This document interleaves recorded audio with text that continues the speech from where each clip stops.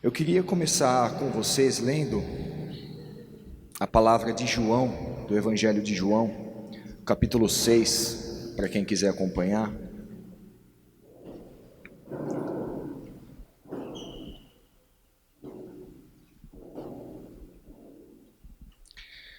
Capítulo 6, versículo 25.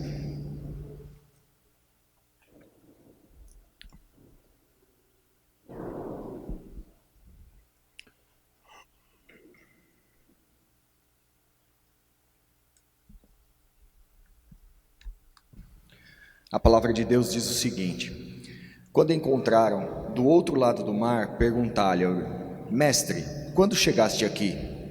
Jesus respondeu: a verdade é que vocês estão me procurando não porque viram os sinais milagrosos, mas porque comeram os pães e ficaram satisfeitos. Não trabalhem pela comida que se estraga, mas pela comida que permanece para a vida eterna, a qual o Filho do Homem dará a vocês. Deus, o Pai, nele colocou o selo de aprovação. Então perguntaram-lhe: o que precisamos fazer para realizar as obras que Deus requer? Jesus respondeu: a obra de Deus é esta, crer naquele que ele enviou. Então perguntaram-lhe: que sinal milagroso mostrarás para que o vejamos e creiamos em ti? Que farás? Os nossos antepassados comeram o maná no deserto, como está escrito: ele lhes deu a comer o pão dos céus. Declarou-lhes Jesus: digo a verdade, não foi Moisés quem deu a vocês o pão do céu, mas é meu Pai quem dá a vocês o verdadeiro pão do céu. Pois o pão de Deus é aquele que desceu do céu e dá vida ao mundo. Disseram-lhe eles: Senhor, dá-nos sempre deste pão. Então Jesus declarou: eu sou o pão da vida. Aquele que vem a mim nunca terá fome, aquele que crê em mim nunca terá sede. Mas como eu disse, vocês me viram, mas ainda não creem. Todo aquele que o Pai me der virá a mim, e quem vier a mim eu jamais rejeitarei. Pois desci dos céus não para fazer a minha vontade, mas para fazer a vontade daquele que me enviou. E esta é a vontade daquele que me enviou, que eu não perca nenhum dos que ele me deu, mas os ressuscite no último dia, porque a vontade do meu Pai é que todo aquele que olhar para o Filho e nele crer, tenha a vida eterna, e eu o ressuscitarei no último dia. Senhor Deus, obrigado pela palavra de hoje, Pai. Peço humildemente que essa palavra, ela penetre no coração de todos os nossos irmãos, Pai. Que ela possa penetrar, criar raízes profundas, que ela encontre um solo fértil no coração dos meus irmãos, Pai. Que a sua santa sabedoria, que o teu Espírito Santo venha sobre nós, Pai. Esteja conosco nesse momento, intercedendo por nós, cuidando de nós e trabalhando no nosso coração tudo aquilo que o Senhor deseja que mudemos, Pai. Que o Senhor possa estar trazendo a nós um novo posicionamento, um novo realinhamento, para que assim tenhamos vida nova, Pai. Em nome do Senhor Jesus. Bom, meus irmãos, está dando para ouvir bem? Eu acho que o retorno aqui não está muito bom, então... essa palavra aqui, ela nos ensina muito sobre uma nova concepção que Jesus está trazendo, a concepção definitiva que Jesus está trazendo para a humanidade.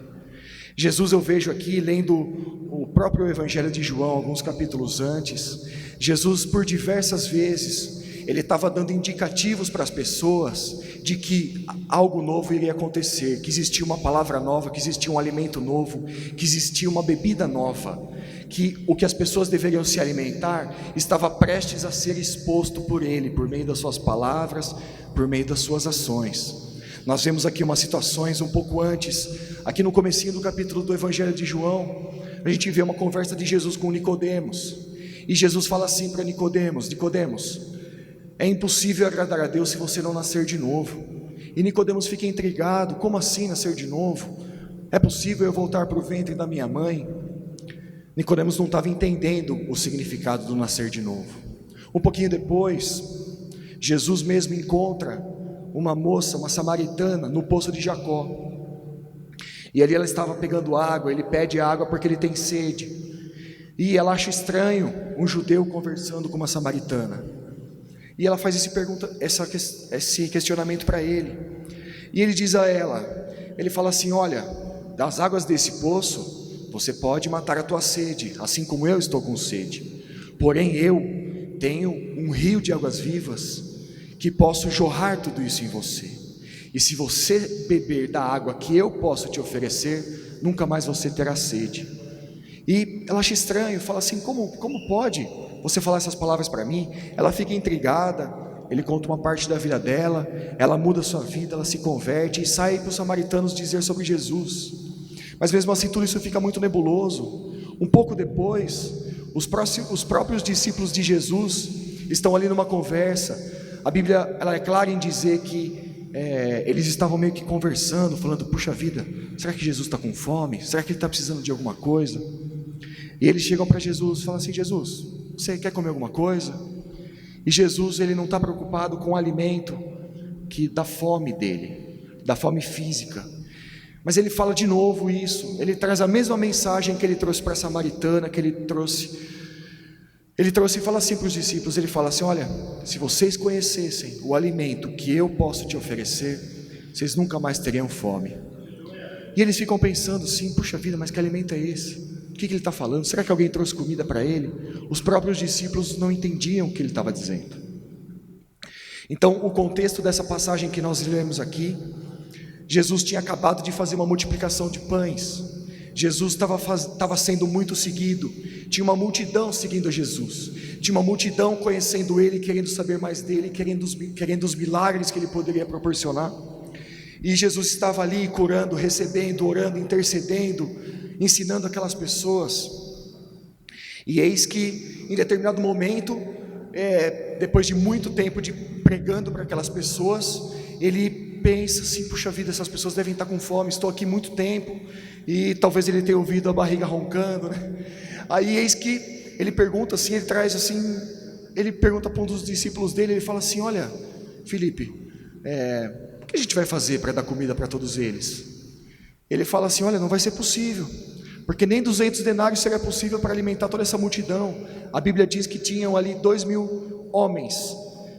Naquela época não se contavam as mulheres, nem as crianças, nem os jovens. Então era 2.000 pais de família. Tá? Então talvez ali tinha muito mais números, talvez 2, 3, 4 vezes mais esse número. E não seria possível, eles não teriam dinheiro, não tinham nem onde comprar tanto pão para alimentar toda aquela gente. E eis que vem um dos discípulos, traz um garotinho que tinha uma quantidade de pães e de peixe, e Jesus realiza aquela multiplicação daqueles pães e de peixes. Todos se alimentam, todos se fartam, e ainda sobra 12 cestos cheios. Então, vendo tudo aquilo, eu posso imaginar a situação, todo mundo fica intrigado: de onde surgiu tanto pão, o que ele fez, como ele fez para multiplicar tudo isso. Alguns pensando: será mesmo que foi um milagre?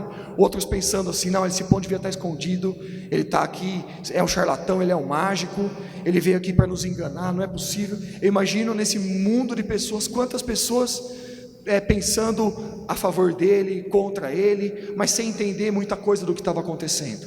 Esse era o cenário ali, o contexto do que estava acontecendo. Então Jesus estava cercado por aquela multidão, estava bem conhecido, e eis que ficavam todos à espreita, porque uma pessoa que poderia multiplicar os pães, poderiam resolver os problemas de qualquer um. Eu imagino o quanto daquelas pessoas que estavam ali e começaram a pensar: puxa vida, se esse cara, se esse sujeito, ele multiplica pães, eu não preciso nunca mais trabalhar. Ele pode multiplicar qualquer coisa, eu posso viver uma vida em conforto, eu posso fazer o que eu quiser da minha vida, eu não preciso mais trabalhar. Quantos daqueles devem ter pensado isso? E as pessoas ficaram à sua espreita. E eis que alguns dos discípulos pegam o barco e atravessam ali o mar da Galileia, vão para o outro lado do mar. E Jesus fica ali. Eu imagino as pessoas ficando ali também, falam: olha, os discípulos foram e Jesus está aqui. Se não sair mais nenhum barco, se vier algum barco que for sair também, for Jesus, a gente vai atrás. Tá? E Jesus ficou ali. Só que em determinado momento, Jesus ele vai caminhando pelas águas e vai ao encontro aos seus discípulos do outro lado do rio. E as pessoas ficam ali procurando: cadê Jesus? Cadê Jesus? Cadê Jesus? Elas estavam ansiosas por mais milagres, elas estavam ansiosas por mais multiplicação de pães, elas estavam ansiosas por mais curas, por mais coisas que Jesus poderia fornecer ali para eles. E eis que eles não acham e resolvem ir para outra margem, pegam os seus barcos e vão para outra margem. Chegando lá na outra margem, eles encontram Jesus, e eles chegam e falam assim: Jesus, como que você veio aqui? A gente ficou ali, só saiu um barco com os discípulos, você não estava junto, como fez para vocês chegarem até aqui? Aí Jesus responde isso: bom, vocês estão me procurando, mas não é porque vocês viram os sinais, não é porque vocês estão crendo no poder de Deus, não é porque vocês estão desejosos por mais de Deus, vocês só estão me procurando porque vocês viram o milagre, comeram, encheram a barriga e ficaram muito satisfeitos. Então vocês estão vindo atrás de mim por isso, e não pelo alimento de vida, o alimento que eu posso te proporcionar. E aqui a Bíblia diz que logo depois que ele fez a multiplicação, as pessoas ficaram tão atônitas, tão surpresas, que elas quiseram aclamá-lo rei à força. Ele sabia que não era o momento, ele estava ali à espreita. Toda vez que promovia milagres, ele falava para a pessoa: olha, vai lá e não fale nada do que aconteceu. Ele sabia que não era chegado o momento ainda, mas as pessoas estavam ali, queria pegar aquele e colocar um rei que é capaz de multiplicar comida. Nunca mais o seu povo vai passar fome, nunca mais o seu povo precisa trabalhar. Olha só que vida confortável que a gente pode ter com um rei desse. Então muita gente queria aclamar Jesus a rei, mas não pelos princípios verdadeiros, não pelos princípios corretos. Queriam aclamá-lo a rei somente pelo que ele poderia proporcionar de segurança, de conforto, de alimento para as pessoas, e não pelo aquilo que ele era. Então Jesus deu essa palavra que foi muito dura, foi uma tremenda de uma porrada para eles, e eles falaram: tá bom Jesus, a gente veio por causa dos milagres, mas tá bom, então o que a gente precisa fazer para realizar as obras que Deus quer? Você não está falando que eu não estou realizando as obras de Deus, que eu só estou vindo atrás do milagre? Tá bom, o que eu preciso fazer? Aí ele vai lá e responde: bom, a obra de Deus é esta, crer naquele que ele enviou. Falando isso, o que ele está dizendo para aquela multidão? Falando assim: olha, vocês estão aqui, estão me seguindo, querem me aclamar a rei, estão presenciando os milagres, mas mesmo assim vocês não creem em mim, não creem que eu sou o pão, eu sou o alimento verdadeiro que veio dos céus. Vocês não creem que eu sou aquele que veio para trazer vida a vocês. É isso que ele está dizendo com essas palavras. Quando ele diz para eles, fala assim: olha, você precisa crer, mas vocês não estão crendo, vocês só creem nos milagres. Está falando assim: você está vindo até mim somente por aquilo que eu posso te proporcionar, somente pelos milagres que eu posso te fazer. E Jesus então estabelece, a partir daqui ele começa a estabelecer um novo marco.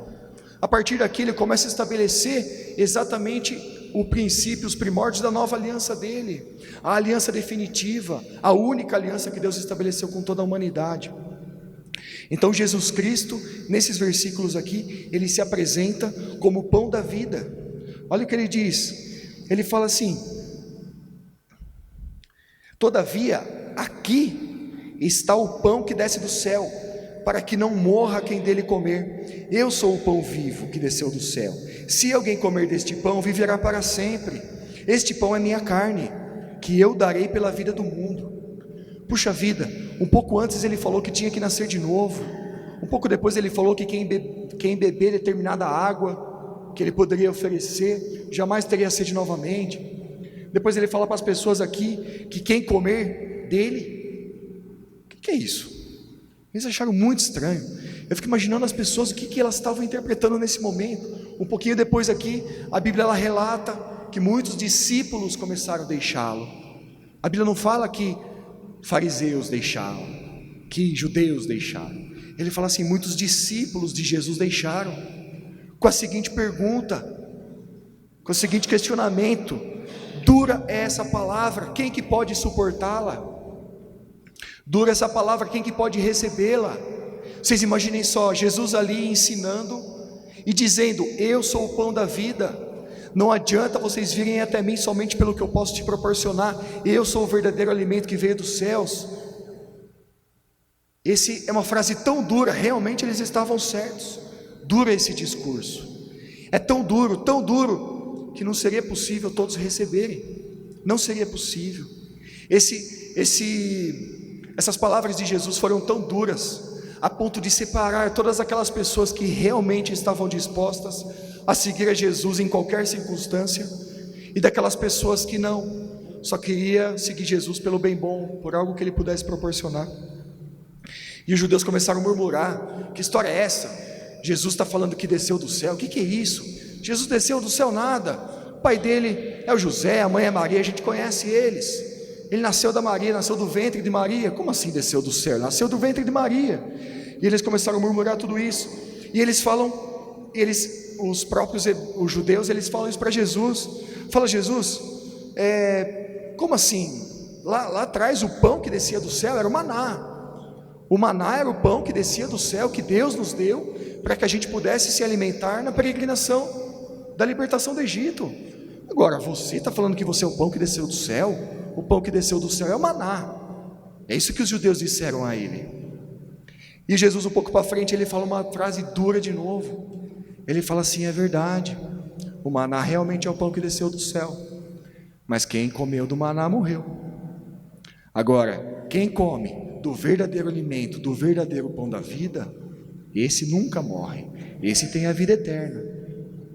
E no meio dessa murmuração, aqueles judeus, a mentalidade dos judeus naquela época era o seguinte: olha, se você seguir toda a lei, você vai receber uma premiação de Deus, que é a vida eterna. Isso é o que os judeus seguiam. A mentalidade dos judeus, ao estarem murmurando isso diante de Jesus, é essa. É pensando assim: puxa vida, ele não vem aqui, ele não está falando nada da lei, ele não está falando ao nosso pai Abraão, ele não está falando nada disso.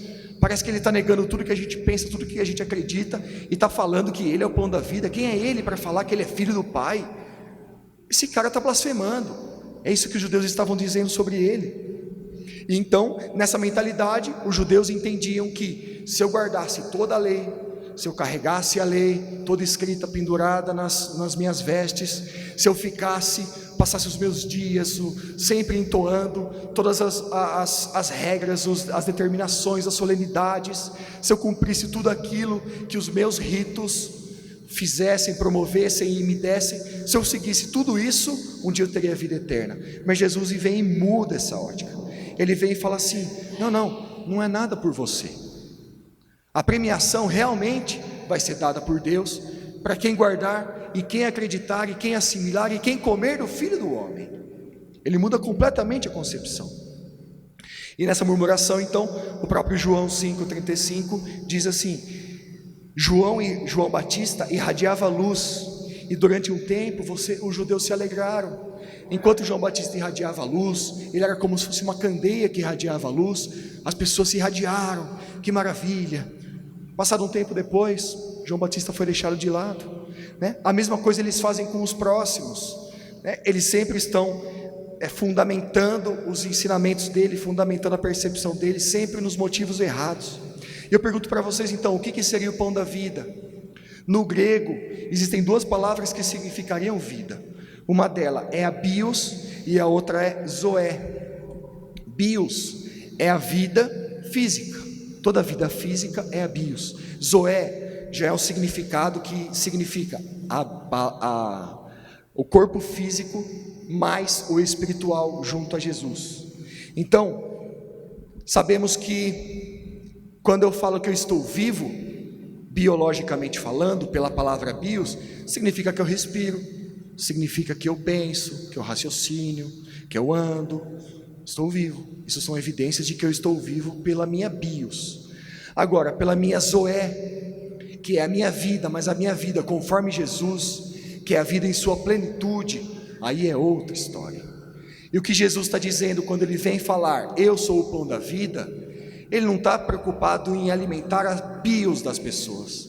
Ele não está preocupado de vir e dizer, eu sou o alimento físico de vocês. Não, ele é o alimento espiritual, completo, pleno para todas as pessoas. Essa é a grande diferença. Então, existir não significa nada. Tem muita gente que vive, ainda está vivo, mas já está morto, espiritualmente completamente corrompido. Então dizer que uma pessoa vive, hoje não significa muita coisa. A gente vê quantas pessoas ali que estão só padecendo os seus dias, passando os seus dias aguardando a morte. E então simplesmente existir não traz a felicidade, porque se existir fisicamente trouxesse a felicidade, ninguém tiraria a própria vida, ninguém se suicidaria. A única maneira de trazer a felicidade para a nossa vida é vivendo uma vida zoé, é uma vida em equilíbrio entre o seu corpo físico, a sua saúde física, com a sua saúde espiritual, por meio do alimento verdadeiro, que é o pão da vida em Jesus. Esse é a única definição de pão da vida conforme Jesus. Então, como que a gente encontra? Eu fico vendo, se a gente sair percorrendo esse mundo, a gente vai ver que cada esquina onde há um boteco, tem pessoas buscando prazer, buscando a fuga de uma realidade, ou buscando uma conversa prazerosa, ou buscando a fuga da família, da esposa, dos filhos. Quem trabalhou aqui com moradores de rua, sabe que aquelas pessoas não estão ali porque se drogam, elas estão ali porque já não existe mais identidade. Por isso que elas estão na rua, porque elas não se sentem nada. Quando você conversa com as pessoas, você fala: puxa vida, você tem filho, eles sabem que vocês estão aqui? Ele falou: sabe, até tentam vir me tirar daqui. Puxa vida, por que você não sai? Ele fala assim: por que sair? Voltar para quê? Porque ele não se sente mais corpo de nada. A vida dessa pessoa só existe a vida bios, não existe mais zoé. O trabalho de uma pessoa que cuida de morador de rua, então, não é dar comida, conquanto comida seja um cartão de visita para iniciar uma amizade, mas não é dar comida. Um trabalho com um morador de rua é conversar com ele, tentar resgatar a identidade dele que já foi perdida. Esses moradores de rua, eles conhecem absolutamente a palavra. Você chega conversando sobre Jesus para ele, ele dá uma aula para você. Você fica de queixo caído. Eles sabem a palavra de cabo a rabo. O que falta a eles é identificar que eles são parte de um corpo que Deus gostaria que formasse uma família, sendo alimentada pelo pão da vida. É isso que falta a eles. Então o trabalho com eles é esse: pegar eles e mostrar para eles que existe dignidade. Uma pessoa que vai para a rua porque se droga, a mesma coisa. Ela vai para a rua porque assim, você chega para uma pessoa dessa e fala assim: poxa, mas você pode morrer de overdose, você pode morrer atropelado. A pessoa fala: e daí? A pessoa não vê mais significado nenhum para a vida dela. Bom, se ela só vivia pelo bios, pela física, morreu, parou de viver, acabou. E daí? Não existe uma identidade. Então falta para tudo isso. Toda vez que há uma falta de identidade, há o início de corrupção, há o início de concupiscências, aí o pecado se instala. Quando a gente abre as lacunas da nossa vida e perdemos a identidade em quem somos verdadeiramente em Deus, abrimos um leque imenso para o pecado. Abrimos um leque imenso. Eu sei quanto é difícil ficar sem comida, passar fome, fazer jejum é muito difícil. Só que passar jejum pelo alimento, sabe, você pode comer a qualquer momento, você pode voltar, daqui a pouquinho você sabe que você vai voltar a comer. Todas as células do seu corpo clamam pela comida. Você fica cego, tem gente que turva a visão, né? Dá uma queimação no estômago, começa a ter um refluxo, e você dá sonolência, irritabilidade. Isso a falta de comida faz. Só que nós perdemos a percepção de como resgatar, como alimentar o nosso zoé, como alimentar verdadeiramente o nosso corpo físico com o espiritual. Porque a gente passa os nossos dias preocupados em comer. A gente come antes de vir para cá, sai daqui e vai comer alguma coisinha, aí acorda, come uma coisinha, antes do almoço mais uma coisinha. A gente se preocupa o dia inteiro de comer, mas a gente não se preocupa em estar comendo o alimento de vida. Numa passagem, quando Jesus, eis que chega uma pessoa muito rica para ele, um jovem muito rico, fala assim: Jesus, o que eu preciso fazer para herdar a vida eterna? Aí Jesus responde assim: para que você tenha vida, venda tudo que você tem e doe os seus bens. Então, o jovem, quando ele chegou para ele estava perguntando o que ele faria para herdar a vida eterna. Quando Jesus respondeu, ele não falou assim: para herdar a vida eterna você faça isso. Ele falou assim: para que você tenha vida. Porque para Jesus não existe somente vida bios. Para Jesus não existe isso. Para Jesus, quando ele fala de vida, ele fala de vida plena. Ele fala de vida em sua plenitude. Ele fala de uma vida realmente fincada nos propósitos de Deus. Eu costumo dizer que quando vocês vão tomar um remédio, o que é a primeira coisa que você faz? Você lê a bula. Você fala: eu vou tomar um remédio a cada 6 horas, por tantos dias. Se der um efeito colateral X, eu paro de tomar, tomo outro. Você lê a bula, porque a empresa de medicamento que fez aquele remédio sabe como que eu devo usá-lo. Da mesma maneira, o nosso Criador, ele deixou uma palavra viva para nós. Ele deixou uma palavra viva. e a gente deixa lá de lado. Passamos os nossos dias sem a mínima preocupação de estarmos nos alimentando espiritualmente, verdadeiramente da vida. Se a gente fala para Jesus: olha Jesus, eu corri, viu? Esse corpo que o Senhor deu aqui, olha, eu estou fazendo de tudo, não estou comendo gordura trans, estou fazendo caminhadas. Ele: tá. Olha, o seu corpo eu posso restaurar, posso matar, posso fazer outro, sim, pouco me importa. Mas eu estou preocupado mesmo com a sua saúde espiritual. Eu estou preocupado com o seu zoé, eu não estou preocupado com a sua bios. Então, a própria palavra de Deus aqui em Eclesiastes 3:10, ela fala justamente isso daí. Ela fala que Deus, quando nos criou, ela colocou dentro de nós uma necessidade pelo infinito, um desejo pelo infinito. Então somos criaturas mortais, finitas, sempre desejosos, com uma ânsia pelo infinito. Então quando você vai nos bares, nas festas, você vê sempre as pessoas buscando diversão. Se você pergunta para essas pessoas assim: o que vocês estão fazendo? Vocês estão destruindo a sua vida, você está deixando família para sair se divertir. Ela fala assim: não, mas é diversão, o importante da vida é ser feliz. Como assim? Uma pessoa já ressignificou, ela já deu novas definições para tudo na vida. Ela fala assim: o importante na vida é ser feliz. Cara, realmente é ser feliz, mas você só vai encontrar a felicidade plena quando a gente estiver conectado verdadeiramente ao nosso Senhor. Não existe outra felicidade. Tanto é que nessas sociedades, esse público dessa festa, eles precisam estar cada vez mais entrando em drogas mais pesadas, cada vez mais eles precisam estar extravasando mais. Parece que nunca basta a loucura deles, sempre eles têm que ser mais loucos ainda, porque a loucura deles ainda é pouco.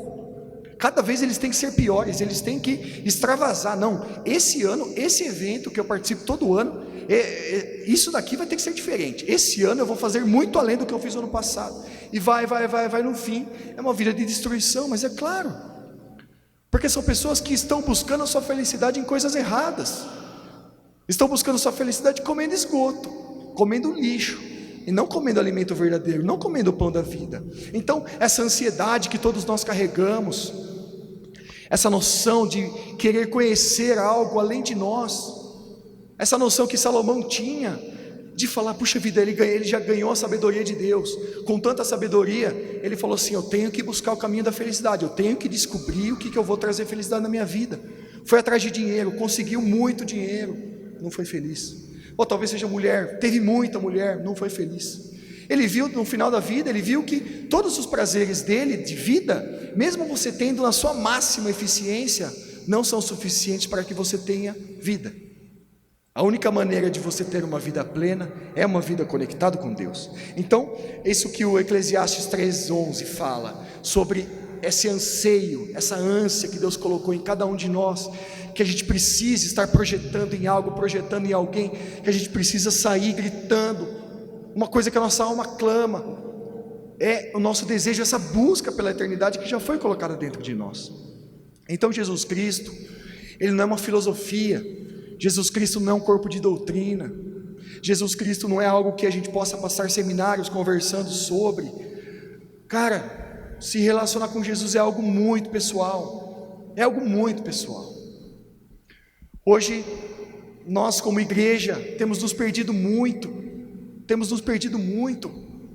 nós passamos a nossa vida de culto em culto, de reunião em oração, de seminário em seminário, de conferência em conferência, às vezes falando de Jesus para os outros, sempre naquele jeito: bom, o que não me compromete eu falo, o que não me compromete eu oculto, e fica por isso mesmo, vivendo essa vida mesquinha, vivendo essa vida medíocre. Mas isso não é viver conforme Jesus. A gente está perdendo nosso tempo. Puxa vida, imagina só, hoje a gente poderia estar assistindo qualquer coisa, fantástico, está assistindo qualquer coisa, vídeo de besteira no YouTube. Se a gente está perdendo nosso tempo vindo aqui, a gente precisa não só admirar Jesus. Puxa vida, cada milagre que Jesus fez. Puxa vida, como Ele é bom. Puxa vida, cada coisa que Jesus fez, olha só, Ele marcou a história. Tudo isso é muito bom. Só que tudo isso é evidência de algo muito maior. Disso que Jesus está dizendo, que Ele verdadeiramente é o pão da vida.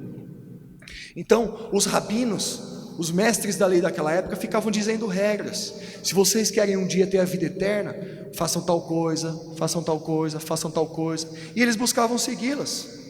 Só que as pessoas aqui ficam se perguntando: bom, o que eu preciso então para realizar as obras que Deus requer? Vejam só, se os discípulos disseram: dura essa palavra, quem pode suportá-la? Significa que eles não suportariam ter um relacionamento íntimo com Jesus. Porque ter um relacionamento íntimo com Jesus significa que eu vou deixar a minha vida, que eu vou deixar as minhas vontades, que eu vou deixar os meus caprichos de lado, que eu vou deixar algumas vezes os meus bens, que eu vou deixar alguns relacionamentos, que eu vou deixar algumas amizades para viver uma vida com Ele. Isso é muito difícil. Esse cara, ele está falando alguma coisa que não tem sentido, é o que eles pensavam.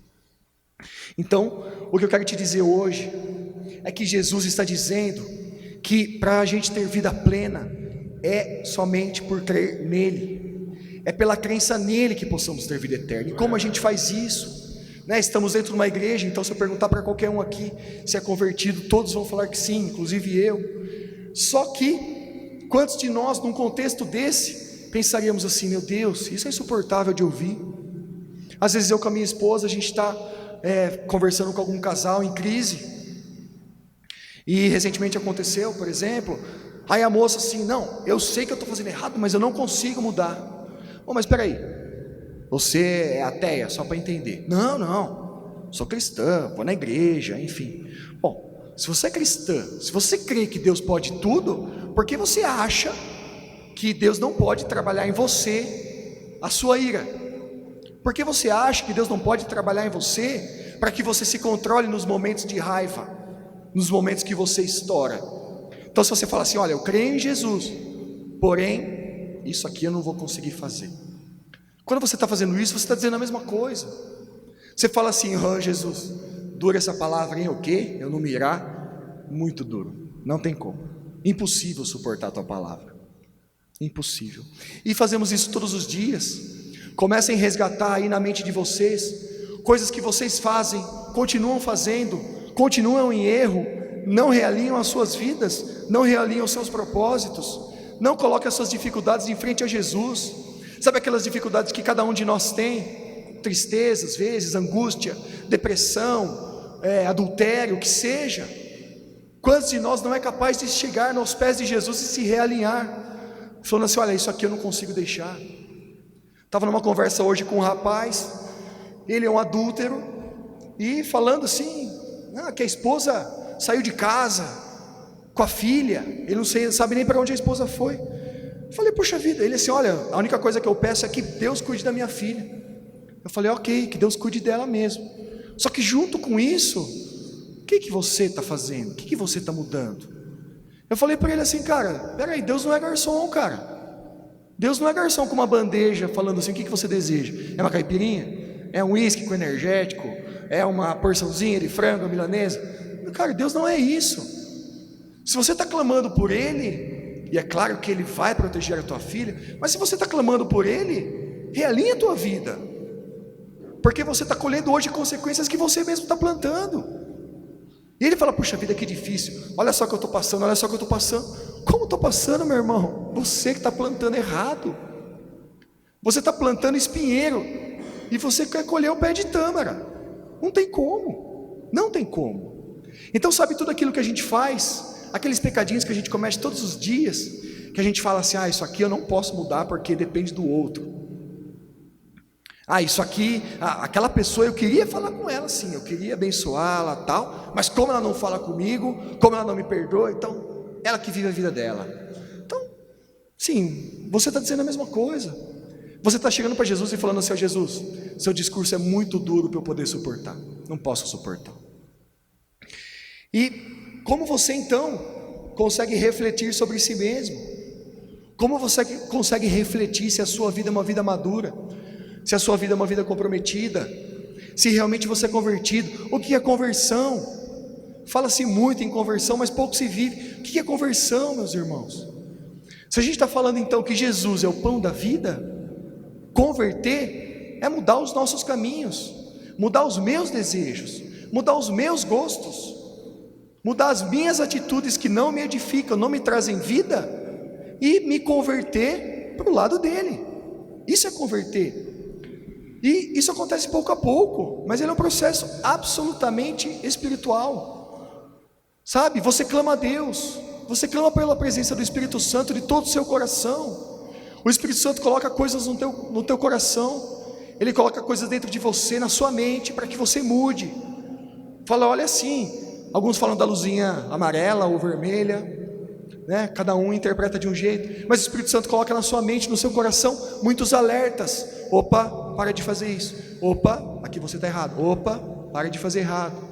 Você mudar os seus caminhos nesses primeiros alertas é o primeiro passo. É o primeiro passo. Significa que você já está dizendo, não, realmente, eu vou mudar, eu vou em frente, eu vou dar o próximo passo.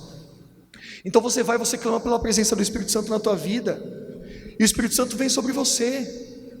Jesus mesmo está dizendo aqui, que Ele veio para pregar e trazer alimento para as pessoas, para que tenhássemos vida, e quando Ele vier e trouxer essa vida para nós, Ele nunca vai nos abandonar, porque aqueles a que Deus enviou, Ele não vai deixar. Então se Ele não vai deixar você, entre no processo. O que falta para entrar no processo? Tá? Clame verdadeiramente ao Espírito Santo. Então, se Jesus está dizendo que Ele não vai deixar você, Ele não vai deixar você perder, então por que você está se deixando perder na vida? Sabe? Então é claro que quando você clama, o Consolador vem sobre nós, o Espírito Santo vem sobre nós, o próprio caráter de Deus desce sobre nós. Olha que coisa maravilhosa. Aquele que é o Criador dos céus e da terra se fez homem para me transmitir uma mensagem para que eu pudesse entender como viver uma vida plena.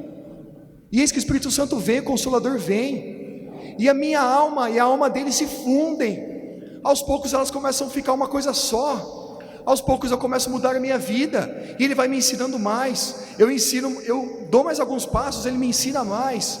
Eu dou mais alguns passos, ele me ensina mais. Eu mato a minha carne, ele me ensina mais. Eu começo a me relacionar intimamente com o Consolador, com o Espírito Santo. E quando eu faço isso, eu vou ficando uma pessoa cada vez diferente, cada vez mais diferente, até que o caráter de Cristo vai sendo moldado na nossa vida, até que o nosso caráter é tão forjado de Cristo na nossa vida, que as pessoas começam a nos reconhecer por isso. As pessoas começam a ver em nós, falar assim, olha, essa pessoa realmente ela é capaz de salvar alguém, essa pessoa realmente é capaz de transformar o mundo, não pelos méritos da própria pessoa, mas porque ela foi forjada, porque ela foi batida, porque ela foi transformada pelo caráter de Deus em nós, a partir do alimento que traz vida, que é Jesus. Então essa é a verdadeira conversão. Então as perguntas que eu faço para vocês hoje, para que cada um faça essa pergunta para si mesmo: será que tudo aquilo que você se diz crer hoje, todas essas músicas, esses louvores que cantamos hoje, vocês vivem isso? Ou vocês falam da boca para fora? Deus não ouve se é da boca para fora. Deus, Ele conhece o teu coração. Seu coração precisa estar alinhado com as tuas palavras. Vir aqui, ler o projetor e fazer as mesmas orações ou louvores não significa nada se você não quiser, não desejar viver aquilo. Então você está se comprometendo com aquilo que você diz crer. Nós passamos anos e anos e anos e anos e anos ouvindo mensagens, pregações e palestras, enfim, mas nunca desejamos mudar. Será que você está mudado? Será que se Jesus, imagina só, se Jesus, por seu bom exemplo, realmente ele foi como homem, ele foi uma pessoa espetacular, né? Então imagine se eu olhando só para a humanidade de Jesus, eu olho para ele e falo assim, cara, que sujeito perfeito, que homem impecável, eu quero ser igual a ele. Se ele for a minha referência, somente a minha referência física, eu vou entrar em depressão, porque eu nunca vou conseguir ser igual a ele. Jamais eu vou conseguir ser igual a ele. Seria impossível, porque ele era santo. Seria santo. Nós pessoas que cremos, nós crentes, temos uma dificuldade muito grande de admitirmos o quão pecadores somos. Meus irmãos, se a gente não admitir que somos pecadores, que pecamos todos os dias, vocês não precisam da redenção de Jesus na cruz. Para que Jesus morreu na cruz então, se você não tem pecados? Todos nós temos muito. Será que a vida de vocês é diferente? Porque a minha vida, eu sei que, pela palavra eu sei que Deus renova as misericórdias dele todas as manhãs da minha vida. Só que se eu não acordo alinhado, orando, clamando a ele, clamando pela intercessão dele, o diabo já come minha misericórdia no café da manhã. Passou o café da manhã, já era misericórdia, já era paz interior, já era tranquilidade, já era tudo. Perdemos isso logo de início. A gente acorda todos os dias totalmente desconfigurados, a nossa mente desajustada. A gente precisa fazer o setup, precisa fazer a formatação na nossa mente todos os dias. A gente precisa, por meio da fé, todos os dias falar assim: é muito difícil, porém, pelo caráter de Cristo que vai ser forjado em mim, vou ser diferente, vou mudar as minhas atitudes. Isso que faz uma pessoa realmente convertida. Então, nenhum crente tem direito a falar: olha, eu sou convertido, eu ajudo os outros, eu amo a minha esposa, eu cuido bem dos meus filhos, eu não roubo ninguém, eu não xingo no trânsito, mas isso eu não consigo fazer. Se você fala uma coisa dessa, você está falando um completo absurdo. Você deve se converter hoje, você deve mudar os seus caminhos hoje, porque você está dizendo que existem barreiras dentro de você onde Deus não possa trabalhar. Fala assim: Deus, muda a minha vida, muda a minha história, até aqui. O meu relacionamento com os meus familiares, o meu relacionamento com a minha esposa, com os meus filhos, não mexe com isso aí, deixa comigo. Bom, se você faz isso, Ele não é o teu Senhor. Então, imaginem vocês, um dia com muita fome, muita fome, muita fome. Aí vocês estão passando ali no centro da cidade, um domingo de manhã, e vocês veem aquele franguinho assado rolando, aquele cheiro gostoso.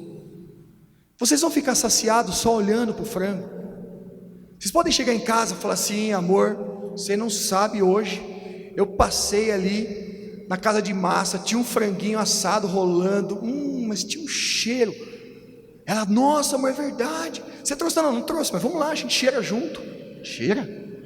Quero cheirar, quero comer. Você não trouxe para a gente comer? Essa seria a pergunta da mulher. Então não faz sentido. Não faz sentido você sentir o pãozinho assando, aquele cheirinho de pãozinho assado, aquela casquinha crocante quando você pega ele, você fica só olhando para o pão. Você já pensa logo numa manteiga derretendo em cima e você comendo ele. Então o pão da vida, que é Jesus, que não é o pão feito com fermento, que não é o pão feito com trigo, é o pão da vida, que ele vem para alimentar a nossa vida, para transformarmos nós em pessoas plenas. Esse pão da vida, não basta ele ser admirado, não basta ele ser tido como exemplo. Eu preciso olhar para esse pão da vida, e ele precisou ser partido ao meio na cruz, porque quando o pão da vida foi partido ao meio na cruz, aí sim eu posso chegar até ele, me alimentar dele, me saciar nele, e ter a plenitude do meu alimento espiritual que eu preciso. Então o pão precisou ser partido. O sacrifício de Jesus, ele foi em vão, da mesma maneira que a gente vê o franguinho assado e só chega e conta para a esposa, dá na mesma. Então, se o pão não tivesse sido partido ao meio, não tivesse sido se alimentado, não satisfaz. A gente pode criar uma teologia em cima disso. Eu posso viver a minha vida inteira pregando no mundo inteiro, falando sobre como Jesus era um cara espetacular, que cara admirável, é um cara totalmente diferente de tudo que já existiu. Realmente, são todas verdades, mas não satisfaz, não satisfaz. Então, esse pão precisa ser ingerido. Você percebe na sua vida cotidiana, você nota, é uma pergunta, tá? Para cada um se perguntar. Você nota na sua vida cotidiana o Espírito Santo te ensinando algumas coisas, Ele intercedendo por você? Você nota às vezes você praticando algo que você já está praticando há 5, 10, 15 anos a mesma coisa, eis que você, opa, o Espírito está me dizendo alguma coisa, eu preciso me realinhar em determinadas situações. Você sente isso? Você sente o amor de Deus sempre reafirmado por você? Ou você só chora no momento de louvor? São duas coisas diferentes. Chorar no momento de louvor, se o alimento espiritual tiver sido ingerido, perfeito. Chorar no momento de louvor, no momento de oração, se na verdade você só estiver pensando no emocionalismo daquelas palavras, de nada adianta. Então, quando você está em momentos de desespero, de angústia, você é capaz de sentir Deus cuidando de você? Você já passou por aqueles momentos assim, de muita angústia, aí quando você olha, você começa a ter paz de uma hora para outra, aí quando você olha para a situação, é a mesma, não mudou nada, nada foi resolvido, mas a tua percepção, a tua visão, a tua ótica pelo problema mudou absolutamente. Você sente essas coisas na sua vida? Você é capaz de reorganizar a sua vida? Você é capaz de deixar desejos que vocês tenham para viver uma vida plena? Vocês são capazes de matar a carne que clama todos os dias dentro de vocês? Vocês são capazes de fazer isso? Então vejam só, meus irmãos, com essa palavra de hoje, Jesus está nos dando uma oportunidade de mostrar o verdadeiro êxodo. Lá no passado, há 4.000 anos atrás, o povo hebreu estava cativo no Egito, e Deus determina que aquelas pessoas fossem libertas daquele povo e voltassem para a sua terra prometida, e Ele faz isso. E quando Ele faz, eis que numa certa ocasião, Deus envia uma mensagem para o seu povo e fala assim para ele: olha, esta noite, vai lá, pegue um cordeiro, mate-o, prepare uma alimentação. Ele disse até como que ele queria que a alimentação fosse feita, a comida fosse feita, e pegue o sangue desse cordeiro e passe nos umbrais das suas casas. Naquela mesma noite, que foi a libertação definitiva do povo hebreu, passou o espírito de morte ali por aquelas casas. Nas casas onde não tinha o sangue do cordeiro nos umbrais, o espírito de morte passou reto. Nas casas onde não havia sangue do cordeiro nos umbrais, o espírito de morte entrou naquela casa e matou os primogênitos, até de toda a criação, até dos bois, das vacas, das ovelhas, todos foram mortos. E o povo hebreu, bem alimentado, bem suprido, saiu liberto do cativeiro que eles estavam, saiu liberto em busca da terra prometida, em direção à terra prometida. Hoje, com essa palavra, Jesus está trazendo um novo êxodo para nós. Ele está falando assim para nós: meus filhos, a libertação que eu quero trazer de vocês não é como escravos físicos, porque hoje todos nós somos livres, não somos escravos de alguém, de um senhor fisicamente. Nós somos escravos do pecado. Eu quero o verdadeiro êxodo que eu tenho a ensinar a vocês é que vocês se libertem das amarras do pecado, que vocês se libertem das amarras das aflições, das angústias, as amarras de tudo isso que não traz vida a vocês. Se libertem disso e vá. Só que você só vai conseguir fazer isso se o cordeiro imolado for o seu alimento e o sangue do cordeiro imolado estiver nos umbrais das suas portas. Se o sangue do cordeiro não marcar a tua vida e o corpo do cordeiro não alimentar o teu corpo, não vai ter como você ser liberto. Então o êxodo que os hebreus passaram lá foi um ponto figurativo do verdadeiro êxodo. O êxodo verdadeiro é esse, é a libertação que Jesus nos proporciona no momento que clamamos a Ele, nos ingerimos dele, comemos espiritualmente do teu corpo, do teu sangue, e o teu sangue marca as nossas vidas. Esse é o verdadeiro êxodo. E Jesus, o cordeiro pascal nesse caso então é Jesus. Por meio desse cordeiro santo que é Jesus, nele sim a redenção. Então logo depois aqui as pessoas começaram a falar: dura essa palavra, hein? Ei, quem vai suportar? Aí, sabendo em seu íntimo que os seus discípulos estavam se queixando, Jesus disse: isso está escandalizando vocês? O que eu estou falando aqui está escandalizando? Sejam mais claros. Eles falam assim: o que vai acontecer então, se vocês virem o Filho do Homem subir para onde eu vim? Se vocês estão escandalizados de eu falar que vocês têm que se alimentar de mim, a ponto de me deixarem, como vocês vão suportar verdades mais eternas daqui para frente? Aí, daquela hora em diante, muitos dos seus discípulos voltaram atrás e deixaram de segui-lo. Meus irmãos, muita gente há em nosso meio que se diz convertido, se diz crente, se diz uma pessoa renovada em Cristo Jesus, mas ela não está acostumada, ou nunca aprendeu, ou não está disposta a falar assim: Jesus, conquanto dura, eu sei que eu posso todas as coisas em teu nome. Eu sei que eu posso modificar todas as situações da minha vida, tudo aquilo que eu carrego de lixo na minha vida, eu sei que eu posso modificar tudo isso por meio de seu poder. Sem o seu poder não seria possível, mas por meio do seu poder sim. Então quando nós fazemos isso, verdadeiramente, nós realmente somos intimados para uma vida de santidade, somos intimados para uma vida diferente. Nós não fugimos nesse momento. Não seria um momento que, se nós estivéssemos ali, a gente os próprios mestres da lei estão falando que a palavra é dura, os discípulos estão falando que a palavra é dura, ele está falando que ele desceu do céu. Eu não acredito, ele veio de Jesus e Maria. Deixa ele, José e Maria, perdão, deixa ele, esse cara está falando besteira. Seremos aqueles que estariam indo embora neste momento. Então quem é você? Quem é você? Essa é a pergunta que eu faço hoje. A igreja hoje está com uma motivação completamente errada. As igrejas hoje estão preocupadas com banalidades, com tremenda banalidades, não estão preocupadas com o que é principal. A igreja está atrás de Jesus, falando assim: Jesus, me dá pão. Estamos como essas pessoas aqui no início, atrás de Jesus, atrás de Jesus, atrás de Jesus, pelo que Ele pode dar, porque Ele precisa me dar um milagre, porque Ele precisa curar meu filho, porque Ele precisa me tirar de uma determinada doença, porque Ele precisa sarar minha saúde financeira, porque Ele precisa resolver meus problemas pessoais, porque Ele precisa converter minha esposa.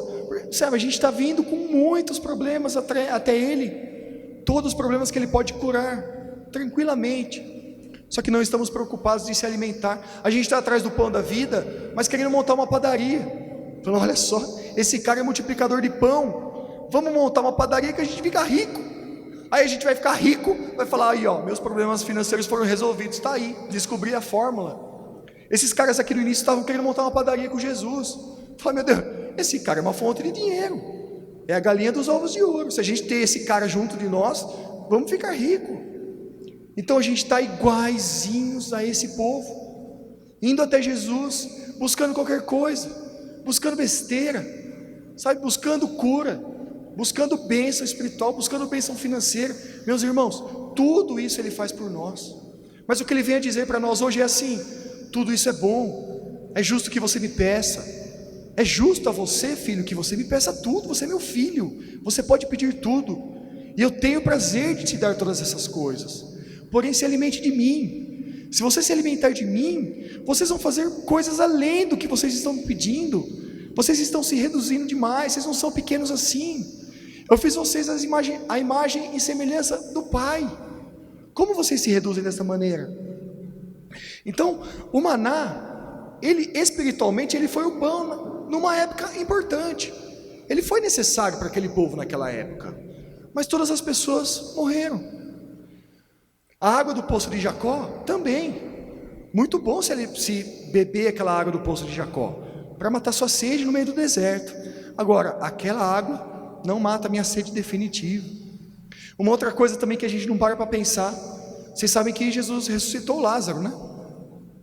Eu faço uma pergunta: Lázaro hoje está vivo ou está morto? Vocês podem responder? Lázaro está vivo ou está morto? Está morto, né? Puxa vida, o próprio Jesus ressuscitou Lázaro e mesmo assim ele morreu. Que coisa! Deus mandou o pão dos céus, o maná dos céus, e quem comeu o maná morreu. Meus queridos, pedir milagres a Deus é muito bom, mas milagre tem prazo de validade. Milagre vai embora, milagre fica para depois. Se não ficar para depois, é mais uma oportunidade que eu tenho de perseverar em luta, em fé. Milagres têm prazo de validade, Jesus não. O pão da vida não tem prazo de validade. Estamos seguindo a Jesus pelas motivações erradas.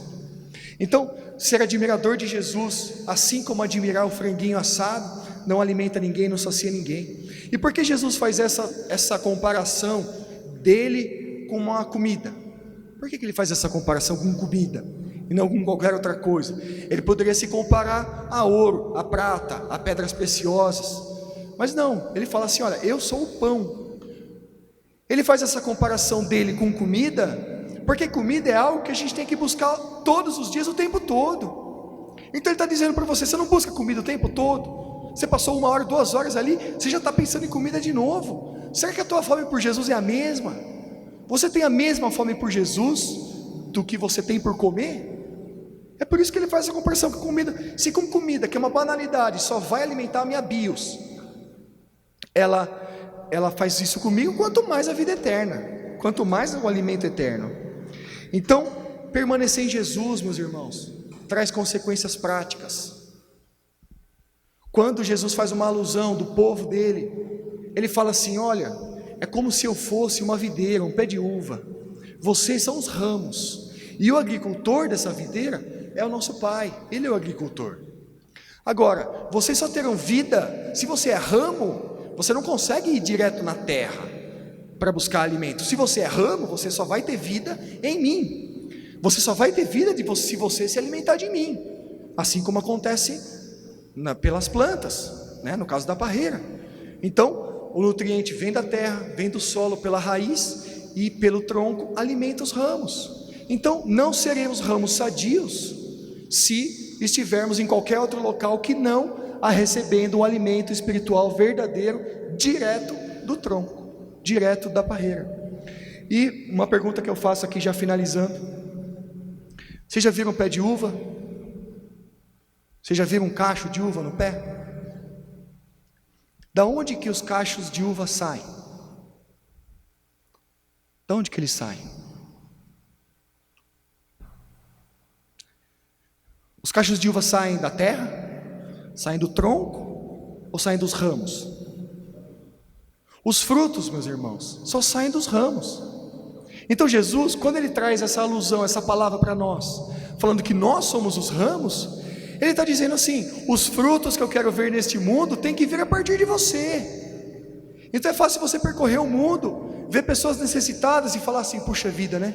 Que sociedade injusta, tem pessoas passando fome. Não, tem pessoas passando fome por causa de você. Nossa, mas como eu não tirei comida dele. Não, o mesmo pecado, o mesmo desvio de vocês tem perante Deus, a sociedade também tem, que fez daquela pessoa ficar necessitada, sem ninguém supri-la. Então Jesus, Ele quer que os frutos que sejam manifestos neste mundo, a glória que seja manifesta nesse mundo, a restauração deste mundo, venha por meio de nós, como se fôssemos braços dEle, como se fôssemos cooperadores dEle. É assim que Jesus nos planejou, é assim que Jesus nos deseja. Então você pode imaginar então que o fruto não vai vir do caule, o fruto não vem da terra, conquanto é da terra que sai todo o alimento, a partir do plano do agricultor, e a partir da videira, e a partir do ramo. Mas o fruto vem do ramo. Se nós que somos ramos não carregamos o fruto, para que servimos? Para que servimos? Servimos de nada. Então, os seus braços, a sua vida, a sua transformação pessoal, isso é o motor de Deus para a nossa sociedade. Cada vez que você olhar então esse mundo daqui para frente, você olhar esse mundo e ver toda a perversão desse mundo, você olha para ele e fala assim: olha, eu que estou gerando isso. Quando você vê um morador de rua, você fala: eu que estou gerando isso. Quando você vê o desemprego, você fala: eu estou gerando. Cada vez que você vê as pessoas se entregando à embriaguez, você fala: eu estou gerando tudo isso. Porque é o mesmo pecado que habita em mim, habita nele, corrompe essa sociedade. Agora, o que você faz para transformar? Você está trazendo frutos para mudar essa realidade? Meus irmãos, Jesus é o maná dos dias de hoje. Aquele maná ficou para trás, aquele maná já era. O maná dos dias de hoje é Jesus. Jesus é o eterno Redentor, Jesus é o Deus encarnado. Nele é a única maneira de termos vida. Então conseguimos, para finalizar, conseguimos entender que o pão que buscamos, o pão que devemos buscar não é um milagre, o pão que devemos buscar não é a bênção, o pão que devemos buscar não são lugares santos, não existem lugares santos. Esse prédio aqui não é um lugar santo. Ele só se santifica, esse prédio, se as pessoas aqui de dentro carregarem a marca da promessa pelo alimento de Jesus Cristo. Aí sim ele fica santificado, porque agora aqui, esse prédio vazio, ele é somente um prédio. Agora, quando nos reunimos aqui, pessoas todas alinhadas, olhando para o verdadeiro pão da vida, se alimentando do verdadeiro pão da vida, mudando a nossa vida, aí sim santificamos o local. Agora somos capazes de sair dessas barreiras e irmos para esse mundo e santificar esse mundo. Somos capazes de fazer isso?